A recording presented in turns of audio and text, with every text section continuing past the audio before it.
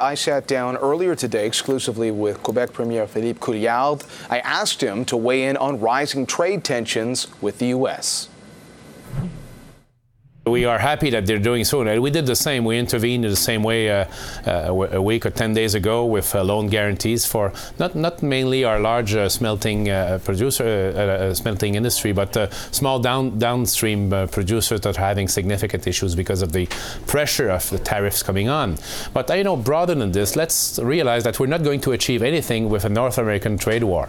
I mean, the problem on metal here in North America is certainly oversupply coming particularly from China, and we should be addressing this issue together instead of having this futile and ultimately destructive fight with tariffs.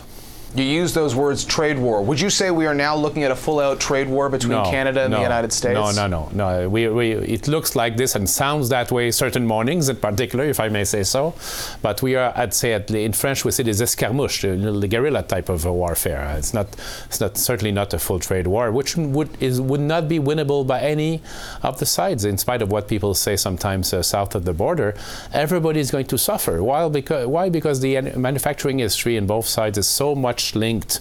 Supply chains are so well connected that you just cannot intervene blindly and think that it's not going to be affecting both sides of the border, because goods will cross sometimes 3, 4 times, even 5 times before the end product is delivered to the customer. So how can you put tariffs there in any sensible way?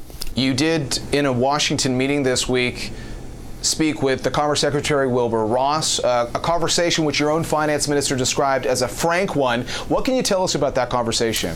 Well, it's the second time I meet with Secretary Ross. The first time was about softwood lumber more than a year ago. This time it was mainly centered on metal.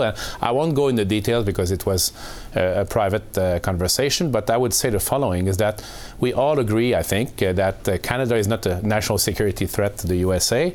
We all know that 50% of aluminum used in the States comes from Quebec, and 90% of Canadian aluminum comes from Quebec. It's part of the defense industry, the auto industry in the States, the manufacturing industry. So it doesn't make a lot of sense to have this type of approach. I also got the feeling from my conversation that they identify what they call transshipment as the main issue of concern for them, meaning metal being brought from Asia in Canada and then sent to the States, and they want us to address this. But I pointed out to them that we started addressing this in Canada just even before the tariffs were first imposed, but I think there's always a willingness to look at this and work together in a constructive way. If this is the fundamental problem, it is usually the type of issue that is solvable around the negotiating table. Also on this trip, one of the goals was to cement alliances. Do you feel like you achieved that? And if so, which lawmakers in the U.S. would you say are among your top allies? We have allies on both sides of the aisle. I met with Republican Congress representatives and senators who also oppose quite strongly the tariff policy put forward by the Trump administration. Of course, Democrats also have come out very strongly on this matter. So we are looking in ways to engage everyone. Of course, people are sharing our point of view, but also people that do not share our point of view, and try to have a constructive dialogue and discussion with them. So I met, yes, with Mr. Ross, but also met with the Secretary of Agriculture, Mr. Perdue, partly on the question of the dairy industry, where I would say we had a very frank and honest discussion. On that note, we know the president once again was targeting the Canadian dairy industry this week, an industry that you've spoken about wanting to continue to defend. Sure. How come?